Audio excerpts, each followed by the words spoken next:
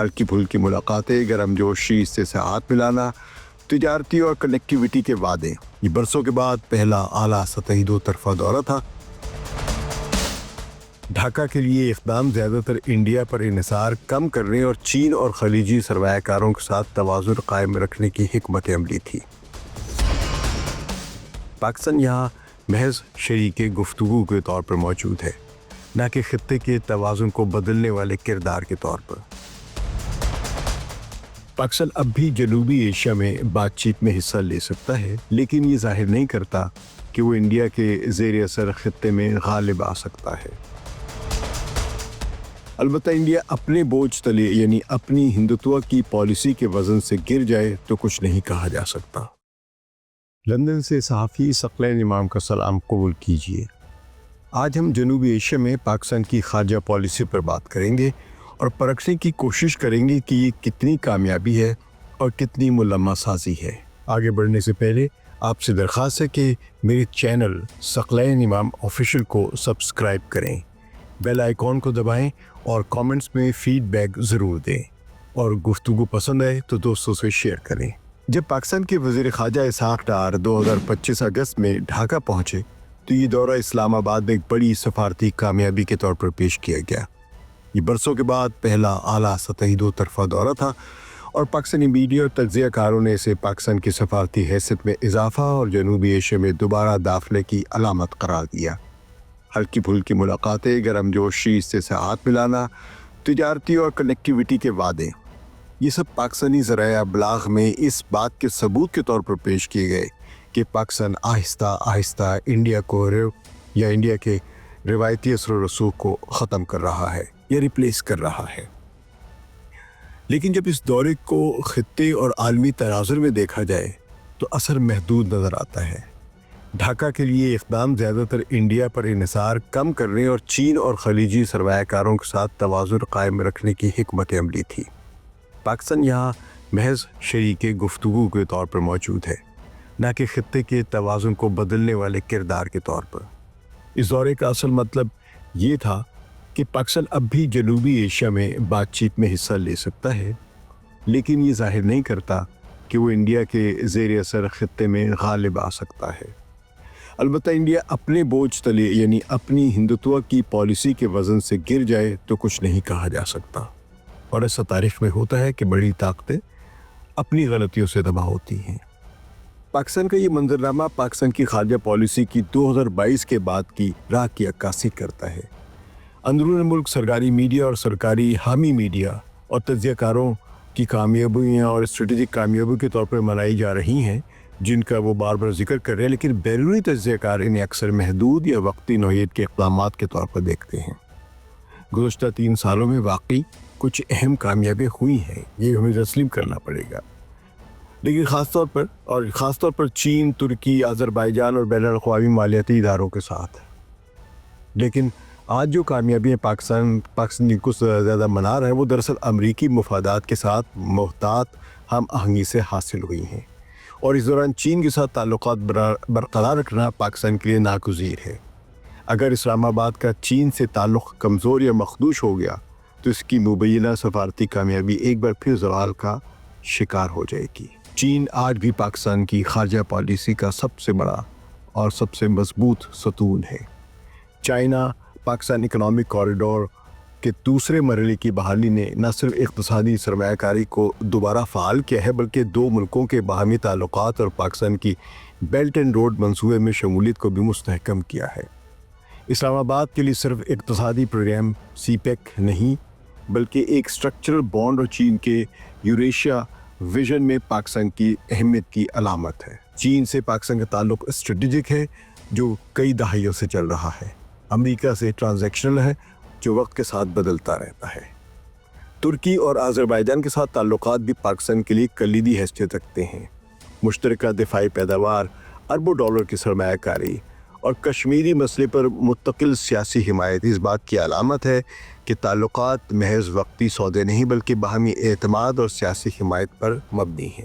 لیکن اس میں بھی امریکہ کا بہت اہم پہلو ہے۔ ایک اور اہم کامیابی 2024 میں عالمی بینک کے ساتھ 10 سالہ $20 ارب کی کنٹری پارٹنرشپ فریم ورک کی شکل میں سامنے آئی۔ یہ کوئی معمولی قرضہ یا بیل آؤٹ نہیں بلکہ ایسا اسٹرکچرل ڈھانچہ ہے جو ماحولیاتی استحکام، تعلیم، سماجی تحفظ اور توانائی کے شعبے میں پاکستان کی ترقیاتی سمت کو بدل سکتا ہے۔ اس میں بھی امریکہ کا بہت اہم کردار ہے۔ اس دوران سب سے زیادہ شہرت حاصل کرنے والی کامیابی امریکہ کے ساتھ تعلقات کی بہتری میں آئی ہے۔